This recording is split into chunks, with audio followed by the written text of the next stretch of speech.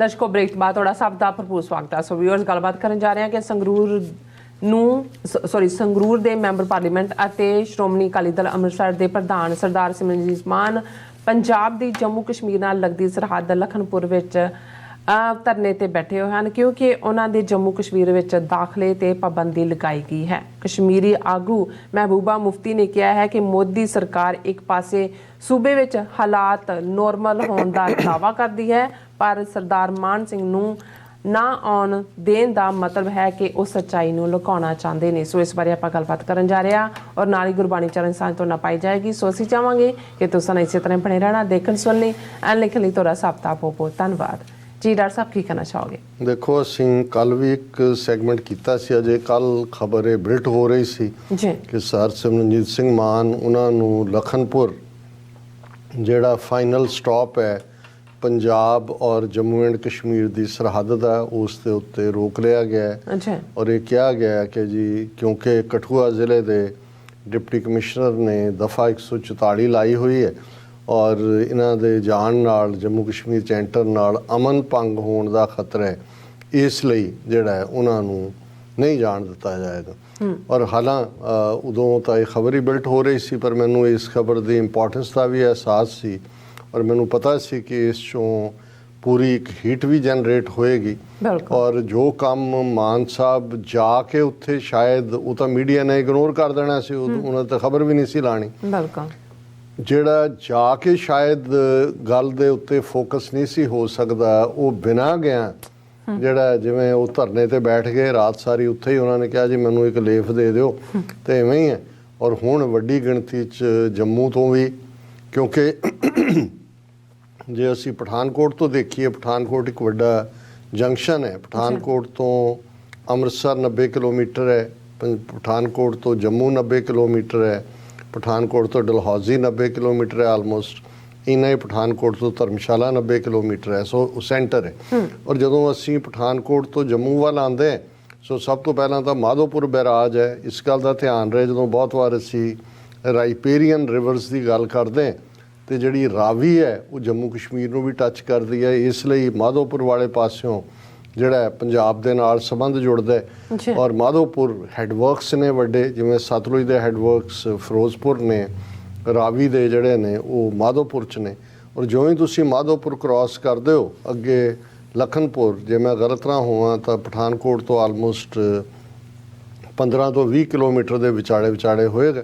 और लखनपुर तो जो ही तुसी फिर जम्मू लखनपुर फाइनल स्टॉप है जिथों जम्मू कश्मीर सूबा शुरू होंदा है और लखनपुर तो अगे फिर 10 किलोमीटर के उत्ते जिहड़ा है वो कठुआ है। और ये जिहड़े ऑर्डर्स कढ़े गए कठुआ डिप्टी कमिश्नर वालों और अज जिहड़ी इस खबर दीयां डिटेल्स आईयां ने उस दे मुताबिक जिहड़ा उत्थों दा जिहड़ा डिप्टी कमिश्नर भी है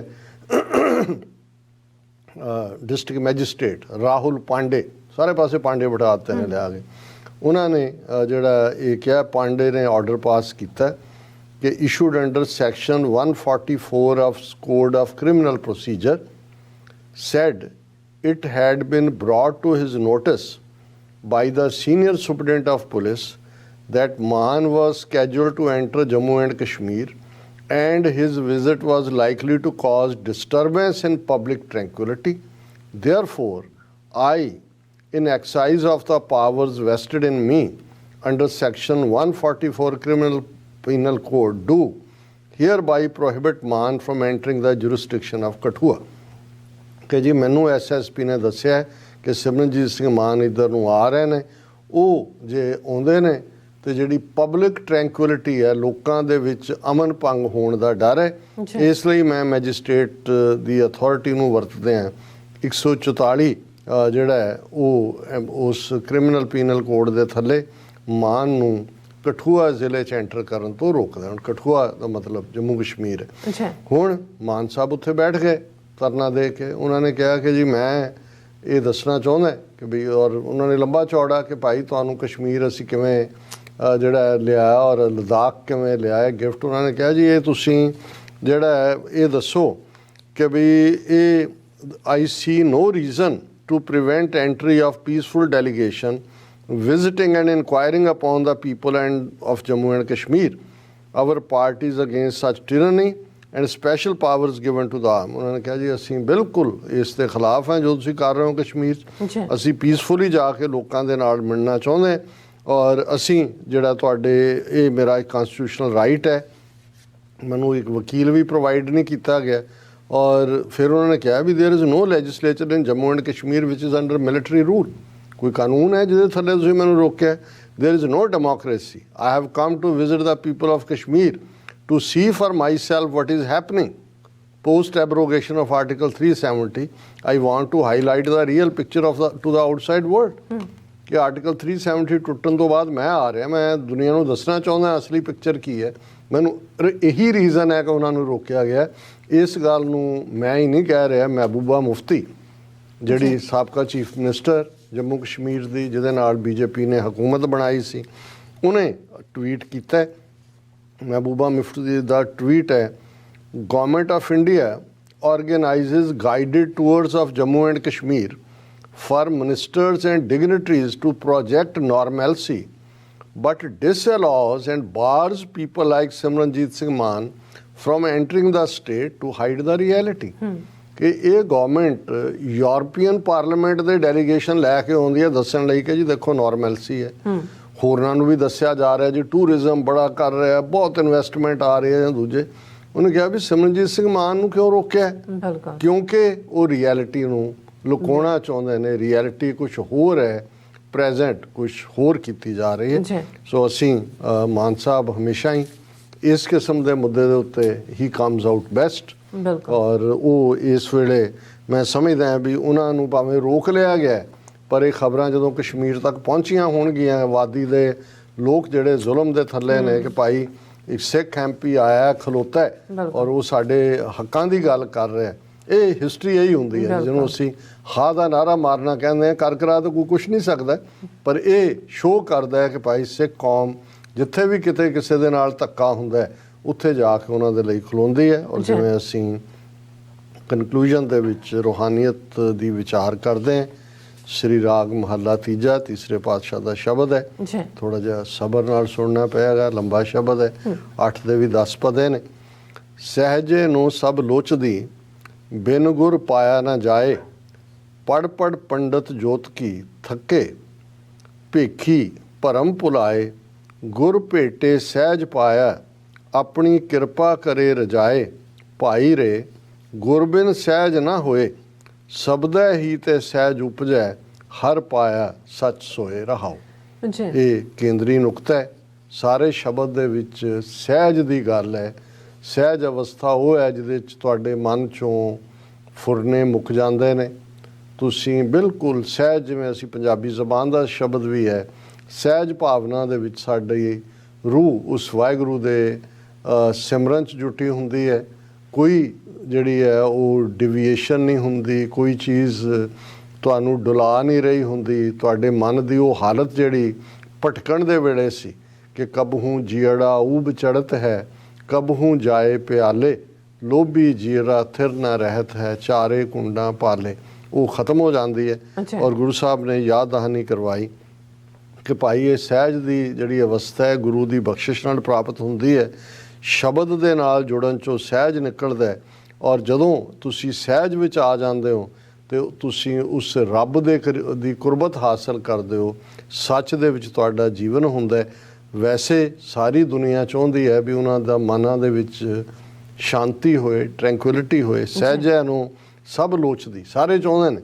ਬਿਨ ਗੁਰ ਪਾਇਆ ਨਾ ਜਾਏ, ਪਰ ਗੁਰੂ ਦੀ ਰਹਿਮਤ ਤੋਂ ਬਿਨਾਂ ਇਹ ਸੰਭਵ ਨਹੀਂ ਹੈ। ਪੜ ਪੜ ਪੰਡਤ ਜੋਤ ਕੀ ਥੱਕੇ, ਜੋਤ ਕੀ ਹੈ ਜੋਤਸ਼ੀ, ਪੰਡਤ ਵਿਦਵਾਨ, ਕਿ ਉਹ ਪੜ੍ਹਾਈ ਰਾਹੀਂ ਵੇਦ ਸ਼ਾਸਤਰ ਸਿਮਤੀਆਂ ਰਾਹੀਂ ਮਨ ਦੀ ਚੈਨ ਲੱਭਦੇ ਨੇ, ਸਹਿਜ ਲੱਭਦੇ ਨੇ। ਭਰਮ ਭੁਲਾਏ, ਪਰ ਉਹ ਭਰਮ 'ਚ ਹੀ ਫਸੇ ਰਹਿੰਦੇ ਨੇ। ਗੁਰ ਭੇਟੇ ਸਹਿਜ ਪਾਇਆ, ਆਪਣੀ ਕਿਰਪਾ ਕਰੇ ਰਜਾਏ, ਕਿ ਜਦੋਂ ਤੁਸੀਂ ਗੁਰੂ ਦੇ ਸੰਗਤ ਦੇ ਵਿੱਚ ਆਏ, ਰੱਬ ਨੇ ਗੁਰੂ ਨੇ ਰਹਿਮਤ ਕੀਤੀ ਤੇ ਉਸ ਦੀ ਰਜ਼ਾ ਦੇ ਵਿੱਚ ਜਿਹੜਾ ਤੁਸੀਂ ਜਿਉਣਾ ਸਿੱਖ ਲਿਆ। ਸਹਿਜ ਆ ਗਏ। ਸਹਿਜੇ ਗਾਵਿਆ ਥਾਂ ਪਵੈ, ਬਿਨ ਸਹਿਜੈ ਕਥਨੀ ਬਾਤ, ਸਹਿਜੇ ਹੀ ਭਗਤ ਉਪਜੈ, ਸਹਿਜ ਪਿਆਰ ਬੈਰਾਗ, ਸਹਿਜੈ ਹੀ ਤੇ ਸੁਖ ਸ਼ਾਂਤ ਹੋਏ, ਬਿਨ ਸਹਿਜੈ ਜੀਵਨ ਬਾਤ। ਕਿ ਸਹਿਜ ਦੇ ਵਿੱਚ ਜਦੋਂ ਅਸੀਂ ਰੱਬ ਦੀ ਉਸਤਤ ਕਰਦੇ ਹਾਂ, ਗਾਉਂਦੇ ਹਾਂ, ਉਹ ਥਾਂ ਪੈਂਦੀ ਹੈ, ਮਤਲਬ ਪ੍ਰਵਾਨ ਚੜ੍ਹਦੀ ਹੈ। ਸਹਿਜ ਤੋਂ ਬਿਨਾਂ ਜੋ ਵੀ ਤੁਹਾਡਾ ਕਹਿਣਾ ਹੈ, ਕਥਨਾ ਹੈ, ਉਹ ਵਿਕਾਰ ਹੈ। ਔਰ ਸਹਿਜ ਦੇ ਵਿੱਚ ਰਹਿੰਦਿਆਂ ਹੀ ਭਗਤੀ ਪੈਦਾ ਹੁੰਦੀ ਹੈ। ਜੇ ਅਸੀਂ ਸਹਿਜ ਦੇ ਵਿੱਚ ਹਾਂ ਤਾਂ ਸਾਡੇ ਅੰਦਰਲਾ ਜਿਹੜਾ ਵੈਰਾਗ ਹੈ ਉਹ ਸੱਚਾ ਵੈਰਾਗ ਹੈ। ਸਹਿਜ ਦੇ ਨਾਲ ਹੀ ਅਸੀਂ ਸੁੱਖ ਔਰ ਸ਼ਾਂਤ ਹੁੰਦੇ ਹਾਂ। ਔਰ ਬਿਨਾਂ ਸਹਿਜ ਤੋਂ ਜੀਵਨ ਜਿਹੜਾ ਹੈ ਉਹ ਯੂਜ਼ਲੈਸ ਹੈ। ਬਾਤ ਦਾ ਮਤਲਬ ਹੁੰਦਾ ਵਿਅਰਥ ਹੈ। ਸਹਿਜ ਸਲਾਹੀ ਸਦਾ ਸਦਾ, ਸਹਿਜ ਸਮਾਧ ਲਗਾਏ, ਸਹਿਜੇ ਹੀ ਗੁਣ ਉਚਰੈ, ਭਗਤ ਕਰੇ ਲਿਵਲਾਏ, ਸ਼ਬਦੇ ਹੀ ਹਰ ਮਨ ਵਸੈ, ਰਸਨਾ ਹਰ ਰਸ ਖਾਏ। ਕਿ ਸਹਿਜ ਦੇ ਵਿੱਚ ਉਸ ਵਾਹਿਗੁਰੂ ਦੀ ਸਿਫਤ ਸਲਾਹ, ਸਹਿਜ ਦੇ ਵਿੱਚ ਉਸ ਦੇ ਨਾਲ ਲੱਗੀ ਹੋਈ ਲਿਵ, ਸਹਿਜ ਦੇ ਵਿੱਚ ਹੀ ਉਸ ਦੇ ਗੁਣਾਂ ਦਾ ਉਚਾਰਨ, ਸਹਿਜ ਦੇ ਵਿੱਚ ਹੀ ਉਸ ਦੀ ਬੰਦਗੀ, ਔਰ ਸ਼ਬਦ ਦੇ ਨਾਲ ਉਹ ਜਦੋਂ ਅਸੀਂ ਉਸ ਨੂੰ ਯਾਦ ਕਰਦੇ ਹਾਂ ਔਰ ਸਾਡੀ ਰਸਨਾ ਉਸ ਵਾਹਿਗੁਰੂ ਦੇ ਪਿਆਰ ਦੇ ਰਸ ਨੂੰ ਭੁੰਚਦੀ ਹੈ, ਖਾਂਦੀ ਹੈ, ਆਨੰਦਦਾਇਕ ਹਾਲਤ 'ਚ ਹੁੰਦੀ ਹੈ। ਸਹਿਜੇ ਕਾਲ ਵਡਾਰਿਆ, ਸੱਚ ਸਰਣਾਈ ਪਾਏ, ਸਹਿਜੇ ਹਰ ਨਾਮ ਮਨ ਵਸਿਆ, ਸੱਚੀ ਕਾਰ ਕਮਾਏ, ਸੇ ਵਡ ਭਾਗੀ ਜਿਨਿ ਪਾਇਆ, ਸਹਿਜੇ ਰਹਿ ਸਮਾਏ। ਕਿ ਸਹਿਜ ਵਿੱਚ ਜਿਉਣ ਵਾਲੇ ਮੌਤ ਦੇ ਡਰ ਨੂੰ ਮਾਰ ਮੁਕਾਉਂਦੇ ਨੇ। ਵਡਾਰਿਆ ਹੁੰਦਾ ਮਾਰ ਮੁਕਾਉਣਾ, ਔਰ ਉਹ ਸੱਚ ਦੀ ਸ਼ਰਨ ਪੈਂਦੇ ਨੇ। ਸਹਿਜ ਦੇ ਵਿੱਚ ਰਹਿੰਦੇ ਆ ਵਾਹਿਗੁਰੂ ਦਾ ਨਾਂ ਅੰਦਰ ਵਸਦਾ, ਜੀਵਨ ਦੇ ਅੰਦਰ ਤੁਸੀਂ ਸੱਚੀ ਕਾਰ ਕਮਾਉਂਦੇ ਹੋ। ਉਹ ਵੱਡੇ ਭਾਗਾਂ ਵਾਲੇ ਨੇ ਜਿਹੜੇ ਸਹਿਜ ਦੇ ਵਿੱਚ ਰਹਿੰਦੇ ਨੇ, ਸਹਿਜ ਦੇ ਵਿੱਚ ਸਮਾਏ ਹੋਏ ਨੇ। ਮਾਇਆ ਵਿੱਚ ਸਹਿਜ ਨਾ ਉਪਜੈ, ਮਾਇਆ ਦੂਜੈ ਭਾਏ, ਮਨਮੁਖ ਕਰਮ ਕਮਾਵਣੇ, ਹਉਮੈ ਜਲੈ ਜਲਾਏ, ਜੰਮਣ ਮਰਨ ਨਾ ਚੂਕੇ, ਫਿਰ ਆਵੈ ਜਾਏ। ਜਿਹੜੇ ਮਾਇਆ ਦੇ ਵਿੱਚ ਜਿਉਣ ਵਾਲੇ ਨੇ ਉਹ ਕਦੇ ਵੀ ਸਹਿਜ ਅਵਸਥਾ ਨੂੰ ਹਾਸਲ ਨਹੀਂ ਕਰ ਸਕਦੇ। ਉਹ ਮਨਮੁਖ ਨੇ, ਉੱਦਾਂ ਦੇ ਕਰਮ ਕਰਨਗੇ, ਹਉਮੈ ਦੇ ਵਿੱਚ ਹੀ ਉਹ ਸੜਦੇ ਰਹਿਣਗੇ। ਉਹਨਾਂ ਦਾ ਜੰਮਣ ਮਰਨ ਦਾ ਗੇੜ ਨਹੀਂ ਮੁੱਕੇਗਾ, ਉਹਨਾਂ ਦਾ ਆਵਾਗਾਉਣ ਉਵੇਂ ਹੀ ਬਣਿਆ ਰਹੇਗਾ। ਤ੍ਰੇ ਗੁਣਾਂ ਵਿੱਚ ਸਹਿਜ ਨਾ ਪਾਈਐ, ਤ੍ਰੈ ਗੁਣ ਭਰਮ ਭੁਲਾਏ, ਪੜੀਐ ਗੁਣੀਐ ਕਿਆ ਕਥੀਐ, ਜਾਂ ਮੁੱਢੋਂ ਕੁੱਥਾ ਜਾਏ, ਚੌਥੇ ਪਦ ਮੇਂ ਸਹਿਜ ਹੈ ਗੁਰਮੁਖ ਪੱਲੇ ਪਾਏ। ਤਿੰਨ ਗੁਣ ਹੈ, ਰਜੋ ਗੁਣ, ਤਮੋ ਗੁਣ, ਸਤੋ ਗੁਣ। ਮੈਂ ਇਹਦੀ ਵਿਆਖਿਆ ਦਾ ਵਕਤ ਨਹੀਂ ਹੈ ਕਿ ਕਿਵੇਂ ਬਹੁਤੇ ਮਾਨਸਿਕ ਅਵਸਥਾ ਵਾਲੇ ਇਹਨਾਂ ਤਿੰਨਾਂ ਗੁਣਾਂ ਦੇ ਵਿੱਚ ਜਿਉਂਦੇ ਨੇ, ਪਰ ਜਿਹੜੇ ਇਹਨਾਂ ਤਿੰਨਾਂ ਦੇ ਵਿੱਚ ਨੇ ਉਹਨਾਂ ਦੇ ਅੰਦਰ ਸਹਿਜ ਪੈਦਾ ਨਹੀਂ ਹੁੰਦਾ। ਉਹ ਭਰਮ ਦੇ ਵਿੱਚ ਰਹਿੰਦੇ ਨੇ। ਤ੍ਰੈਗੁਣੀ ਜਿਹੜੇ ਜੀਵ ਨੇ ਭੁੱਲੇ ਰਹਿੰਦੇ ਨੇ। ਉਹਨਾਂ ਦਾ ਪੜ੍ਹਨਾ ਜਾਂ ਗੁਣ ਗਾਇਨ ਕਰਨਾ ਉਹਦਾ ਕੋਈ ਮਤਲਬ ਨਹੀਂ ਹੈ, ਕਿਉਂਕਿ ਉਹ ਮੁੱਢੋਂ ਕੁੱਥਾ ਜਾਏ ਇਸ ਲਈ ਹੈ ਕਿਉਂਕਿ ਉਹ ਇਹ ਸਾਰੀ ਕਿਰਤ ਜਿਹੜੀ ਹੈ ਤਿੰਨੋਂ ਗੁਣਾਂ ਵਾਲੀ, ਰਜੋ ਤਮੋ ਸਤੋ, ਉਹ ਹਉਮੈ ਦੇ ਵਿੱਚ ਕਰ ਰਹੇ ਹੁੰਦੇ ਨੇ। ਅਤੇ ਜਿਹੜਾ ਇਹਨਾਂ ਤਿੰਨਾਂ ਤੋਂ ਨਿਕਲ ਕੇ ਚੌਥੇ ਪਦ 'ਚ ਆਉਣਾ, ਜਿਹਨੂੰ ਸਹਿਜ ਅਵਸਥਾ ਕਹਿੰਦੇ ਨੇ, ਇਹ ਸਿਰਫ ਗੁਰਮੁਖ ਨੂੰ ਹੀ ਮਿਲਦੀ ਹੈ। ਗੁਰਮੁਖ ਪੱਲੇ ਪਾਏ। ਨਿਰਗੁਣ ਨਾਮ ਨਿਧਾਨ ਹੈ, ਸਹਿਜੇ ਸੋਝੀ ਹੋਏ, ਗੁਣਵੰਤੀ ਸਲਾਹਿਆ, ਸੱਚੇ ਸੱਚੀ ਸੋਏ, ਭੁੱਲਿਆਂ ਸਹਿਜ ਮਿਲਾਏ ਸੀ, ਸ਼ਬਦ ਮਿਲਾਵਾ ਹੋਏ। ਕਿ ਉਹ ਵਾਹਿਗੁਰੂ ਨਾਮ ਦਾ ਖਜ਼ਾਨਾ ਹੈ, ਉਹ ਸਹਿਜ ਦੀ ਸੋਝੀ ਦੇਣ ਵਾਲਾ ਹੈ, ਉਹ ਗੁਣਾਂ ਦਾ ਖਜ਼ਾਨਾ, ਉਸ ਦੀ ਸਿਫਤ ਸਲਾਹ ਦੇ ਨਾਲ, ਉਸ ਦੀ ਸੱਚੀ ਜਿਹੜੀ ਹੈ ਆਵਾਜ਼ 'ਚੋਂ ਹੀ ਤੁਸੀਂ ਉਸ ਸੱਚ ਨੂੰ ਜਾਣਦੇ ਹੋ। ਜਿਹੜੇ ਭੁੱਲੇ ਹੋਏ ਲੋਕ ਨੇ ਸਹਿਜ ਅਵਸਥਾ 'ਚ ਆਉਂਦੇ ਆ, ਸ਼ਬਦ ਦੇ ਰਾਹੀਂ ਉਹ ਰੱਬ ਦੇ ਨਾਲ ਕੁਰਬਤ ਹਾਸਿਲ ਕਰਦੇ ਨੇ, ਮਿਲਾਪ ਹਾਸਿਲ ਕਰਦੇ ਨੇ। ਬਿਨ ਸਹਿਜੈ ਸਭ ਅੰਧ ਹੈ, ਮਾਇਆ ਮੋਹ ਗੁਬਾਰ, ਸਹਿਜੇ ਹੀ ਸੋਝੀ ਪਈ, ਸੱਚਾ ਸ਼ਬਦ ਅਪਾਰ, ਆਪੇ ਬਖਸ਼ ਮਿਲਾਇਨ ਪੂਰੇ ਗੁਰ ਕਰਤਾਰ। ਕਿ ਉਸ ਸਹਿਜ ਅਵਸਥਾ 'ਚ ਆਏ ਬਿਨਾਂ ਇਵੇਂ ਹੀ ਹੈ ਕਿ ਜਿਵੇਂ ਅਸੀਂ ਹਨੇਰੇ ਦੇ ਵਿੱਚ, ਮਾਇਆ ਦੇ ਗੁਬਾਰ, ਧੁੰਦ ਦੇ ਵਿੱਚ ਆਪਣਾ ਜੀਵਨ ਜਿਉ ਰਹੇ। ਸਹਿਜ ਦੇ ਵਿੱਚ ਹੀ ਸਾਨੂੰ ਸੋਝੀ ਮਿਲਦੀ ਹੈ, ਔਰ ਸੱਚ ਔਰ ਸ਼ਬਦ ਦੇ ਨਾਲ ਜਿਹੜਾ ਅਪਾਰ ਹੈ, ਜਿਸ ਦਾ ਕੋਈ ਪਾਰਾਵਾਰ ਨਹੀਂ, ਸਾਡਾ ਮੇਲ ਹੁੰਦਾ ਹੈ। ਉਹ ਸਤਿਗੁਰੂ ਅਕਾਲ ਪੁਰਖ ਆਪੇ ਬਖਸ਼ ਮਿਲਾਇਨ ਪੂਰੇ ਗੁਰ ਕਰਤਾਰ। ਗੁਰੂ ਰਹਿਮਤ ਕਰਕੇ ਆਪਣੇ ਨਾਲ ਮਿਲਾ ਲੈਂਦੇ ਨੇ, ਸਾਰੀਆਂ ਭੁੱਲਾਂ ਬਖਸ਼ ਲੈਂਦੇ ਨੇ। ਸਹਿਜੇ ਅਦਿਸ਼ਟ ਪਛਾਣੀਏ, ਨਿਰਭਉ ਜੋਤ ਨਿਰੰਕਾਰ, ਸਭਨਾ ਜੀਆਂ ਕਾ ਇੱਕ ਦਾਤਾ, ਜੋਤੀ ਜੋਤ ਮਿਲਾਵਣ ਹਾਰ, ਪੂਰਾ ਸ਼ਬਦ ਸਲਾਈ ਹੈ, ਜਿਸ ਦਾ ਅੰਤ ਨਾ ਪਾਰਾਵਾਰ। ਕਿ ਉਸ ਸਹਿਜ ਦੇ ਵਿੱਚ ਰਹਿੰਦੇ ਆ ਉਸ ਵਾਹਿਗੁਰੂ ਨੂੰ ਅਸੀਂ ਪਛਾਣ ਸਕੀਦਾ, ਜਿਹੜਾ ਅਦ੍ਰਿਸ਼ਟ ਹੈ, ਅਦਰਵਾਈਜ਼ ਉਹ ਨਜ਼ਰ ਨਹੀਂ ਆਉਂਦਾ। ਉਹ ਨਿਰਭਉ ਹੈ, ਨਿਰੰਕਾਰੀ ਜੋਤ ਹੈ, ਉਹ ਸਾਰਿਆਂ ਜੀਆਂ ਦਾ ਇੱਕੋ ਇੱਕ ਦਾਤਾ, ਸਭਨਾ ਜੀਆਂ ਕਾ ਇੱਕ ਦਾਤਾ, ਸੋ ਮੈਂ ਵਿਸਰ ਨਾ ਜਾਏ। ਉਹ ਜੋਤੀ ਜੋਤ ਮਿਲਾਵਣ ਹਾਰ ਹੈ। ਪੂਰੇ ਸ਼ਬਦ ਦੀ ਸਲਾਹਤਾ ਦੇ ਨਾਲ ਜਦੋਂ ਅਸੀਂ ਉਸ ਨੂੰ ਜਾਣਦੇ ਹਾਂ ਤਾਂ ਫਿਰ ਸਾਨੂੰ ਇਸ ਗੱਲ ਦੀ ਸਮਝ ਆਉਂਦੀ ਹੈ ਜਿਸ ਦਾ ਅੰਤ ਨਾ ਪਾਰਾਵਾਰ। ਕਿ ਉਹ ਅੰਤ ਨਾ ਸਿਫਤੀ ਕਹਿਣ, ਉਹਦਾ ਕੋਈ ਪਾਰਾਵਾਰ ਨਹੀਂ ਹੈ। ਤੇ ਅਖੀਰਲਾ 10ਵਾਂ ਪਦ ਹੈ, ਗਿਆਨੀਆਂ ਕਾ ਧਨ ਨਾਮ ਹੈ, ਸਹਿਜ ਕਰੈ ਵਾਪਾਰ, ਅੰਦਨ ਲਾਹਾ ਹਰ ਨਾਮ ਲੈਣ, ਅਖੁੱਟ ਭਰੇ ਭੰਡਾਰ, ਨਾਨਕ ਤੋਟ ਨਾ ਆਵੇ, ਦੀਏ ਦੇਵਨ ਹਾਰ। ਤੀਸਰੇ ਨਾਨਕ ਪਾਤਸ਼ਾਹ ਗੁਰੂ ਅਮਰਦਾਸ ਸਾਹਿਬ ਫਰਮਾਉਂਦੇ ਨੇ ਕਿ ਜਿਹੜੇ ਗਿਆਨੀ ਨੇ, ਗਿਆਨਵਾਨ ਨੇ, ਉਹਨਾਂ ਦਾ ਤਨ ਸਿਰਫ ਤੇ ਸਿਰਫ ਨਾਮ ਹੈ। ਉਹ ਸਹਿਜ ਦੇ ਵਿੱਚ ਜਿਉਂਦਿਆਂ, ਸਹਿਜ ਵਿੱਚ ਰਹਿੰਦਿਆਂ ਇਸ ਨਾਮ ਦਾ ਵਪਾਰ ਕਰਦੇ ਨੇ। ਦਿਨ ਰਾਤ ਉਹ ਵਾਹਿਗੁਰੂ ਦੇ ਨਾਮ ਦੀ ਬੰਦਗੀ ਕਰਦੇ ਨੇ ਔਰ ਉਹਨਾਂ ਨੂੰ ਉਹ ਖਜ਼ਾਨਾ ਮਿਲਦਾ ਹੈ ਜਿਹੜਾ ਕਦੇ ਵੀ ਨਾ ਮੁੱਕਣ ਵਾਲਾ ਹੈ, ਅਖੁੱਟ ਹੈ। ਔਰ ਤੀਸਰੇ ਨਾਨਕ ਯਾਦ ਦਹਾਨੀ ਕਰਵਾਉਂਦੇ ਨੇ ਕਿ ਫਿਰ ਜਿਹਨੂੰ ਉਹ ਵਾਹਿਗੁਰੂ ਆਪ ਦਿੰਦਾ ਹੈ ਟੁੱਟ ਕੇ, ਉਸ ਨੂੰ ਕਦੇ ਕਿਸੇ ਚੀਜ਼ ਦੀ ਤੋਟ ਨਹੀਂ ਆਉਂਦੀ। ਇਹ ਅੱਜ ਦਾ ਵਿਚਾਰ ਜੀ ਡਾਕਟਰ ਸਾਹਿਬ, ਤੁਹਾਡਾ ਬਹੁਤ ਬਹੁਤ ਸ਼ੁਕਰੀਆ। ਤੁਸੀਂ ਅੱਜ ਦੇ ਅਹਿਮ ਇਸ਼ੂ ਤੇ ਅੱਜ ਦਾ ਵਿਚਾਰ ਸਾਡੇ ਦਰਸ਼ਕਾਂ ਨਾਲ ਸਾਂਝਾ ਕੀਤਾ। ਇਸ ਵਾਸਤੇ ਆਪਣੇ ਵਿਊਅਰਸ ਕੋਲ ਇਜਾਜ਼ਤ। ਵਿਊਅਰਸ, ਸਾਡੇ ਪ੍ਰੋਗਰਾਮ ਦਾ ਸਮਾਂ ਇੱਥੇ ਸਮਾਪਤ ਹੁੰਦਾ। ਤੁਸੀਂ ਆਪਣਾ ਰਾਏ ਤੇ ਸੁਝਾਅ ਸਾਨੂੰ ਭੇਜਣਾ ਭੁੱਲਣਾ ਸਾਡੇ ਇਸ ਪਤੇ ਤੇ sos@tv84.tv ਤੇ ਅਸੀਂ ਆਪਣਾ ਪ੍ਰੋਗਰਾਮ ਲੈ ਕੇ ਫਿਰ ਦੁਬਾਰਾ ਤੁਹਾਡੇ ਰੂਬਰੂ ਹੋਵਾਂਗੇ। ਤਦ ਤੱਕ ਲਈ ਮੈਨੂੰ ਤੇ ਆਪਣਾ ਸੁਣਾ ਗਿਆ ਦੋ ਦੇਖਦੇ ਰਹੋ TV84। ਬੁਲਾ ਦਿਓ ਫਤਿਹ। ਵਾਹਿਗੁਰੂ ਜੀ ਕਾ ਖਾਲਸਾ, ਵਾਹਿਗੁਰੂ ਜੀ ਕੀ ਫਤਿਹ। ਰੱਬ ਰਾਖਾ।